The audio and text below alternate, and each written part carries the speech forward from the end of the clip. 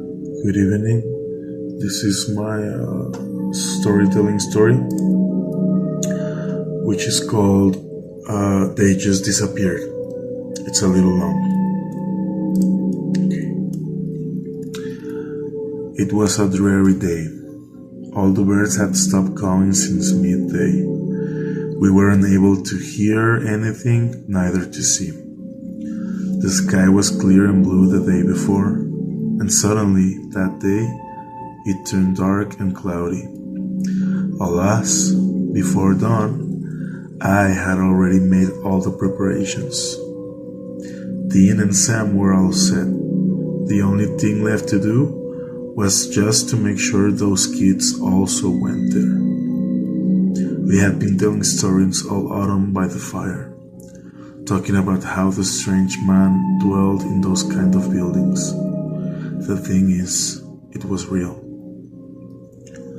My mom used to tell me the usual bedtime story stuff so that I would be asleep fast and calmly. However, when she worked late, my older brother would actually listen to me and share the good stuff. The scrapbook, if I recall correctly, was the name of the man that traveled in the dark into towns just like the one we used to live in, gathering all sorts of treats and trinkets throughout his travels. How do you know that, Ian? Because, looking upside, kind of reminiscing, I used to have a friend who saw him. And how did he? We never saw him again. Then he stayed quiet, my brother.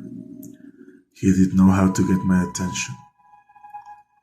At that point, I was having the chills. All the way through my spine, I felt the fear and alertness those sorts of things give a 5-year-old boy. It turns out that the strange man disguised himself as a wandering traveler during the day. But that was how he picked his victims. My brother's friend, I remember now, he was never found. People said he ran away to live with relatives. Others said that he had a drug problem and had to leave town. I was a little boy back then, but still today, remembering those stories give me the chills. Now, 9 years later, it was my turn to pass on these stories into my town, and nothing gets the neighborhood going like those sorts of legends. The thing was that there were some new kids on the block from down south or something around Texas, who, and I quote, were as brave as Billy the Kid, said Dean. If it weren't for them, I don't know what would I do ever since my brother left college. They think they can take over our town, Adam, he said with a hurry-like prose.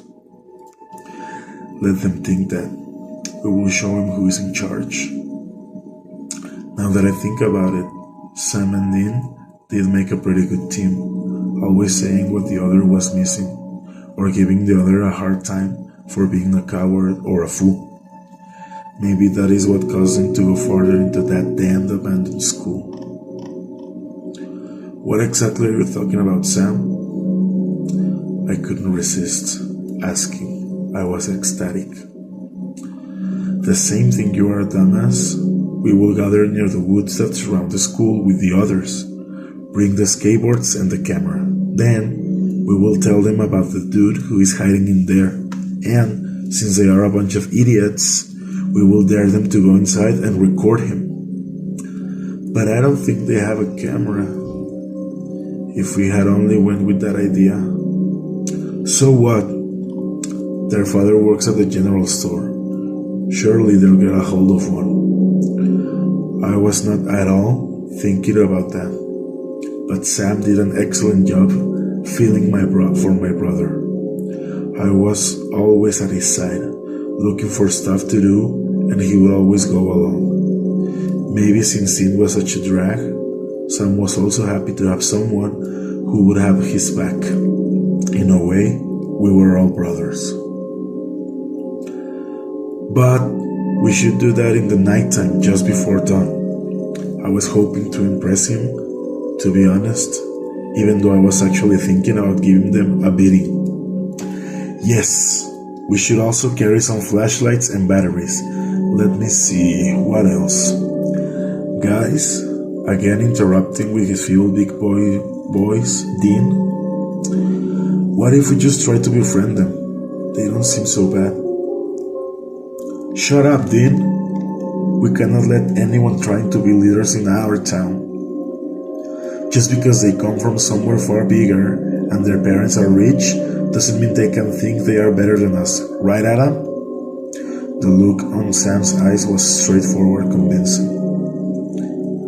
Yes, Dean, we are the ones in charge, and it has to show. You're both retards, you know? Maybe, but not chickens. I was so happy when Sam burst out laughing. Poor old Dean. If only I had been more kind to him instead of following Sam all around. Maybe things would have been different, but well, we were only 14, and being the toughest kids in the neighborhood was everything to us, even to Dean. We were all set and ready. The camera had a full battery. We had our gloves and our cargo pants. And then Dean came with the masks. I was surprised. Even though he was hesitant at first, he actually ended up going through with it. Then we just needed to wait for the new kids to come and explore. The spot we picked was pretty good. No one would ever see us hiding in there without owl masks. Or so we thought. We heard them going inside, talking in their weird southern hillbilly way. I hated that, to be honest. Be careful not to make any sound, Sam, Dean whispered very quietly. Then shut up, man. Jesus.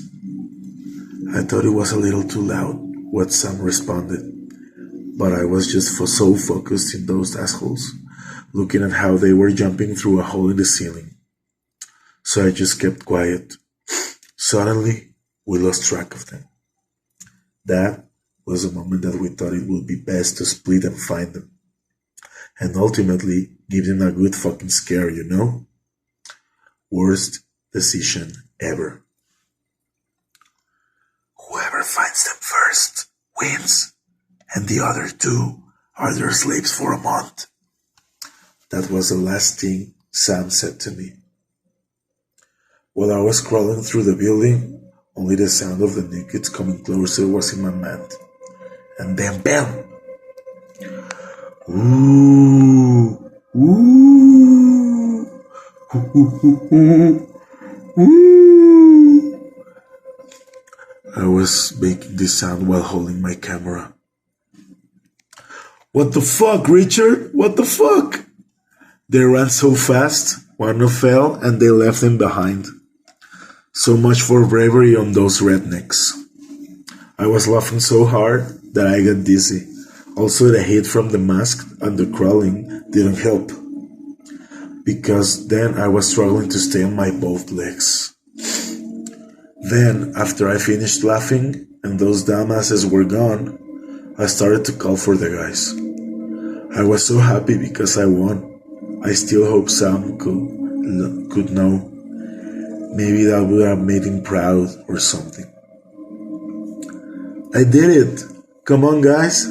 Let's go and show the others the film. There was no answer. It was at that moment that I started to be aware of how dark it was in there, how quiet, and how eerie I felt. Not even the birds could be heard. I started to look for the guys, but also to panic. Every little sound I heard made me fall to the ground. It was suddenly my own breathing what took all the silence from the air. Come on, Sam, this isn't funny anymore. Guys? Dean? Old reliable Dean, not answering. I really started to feel the joke was actually on me.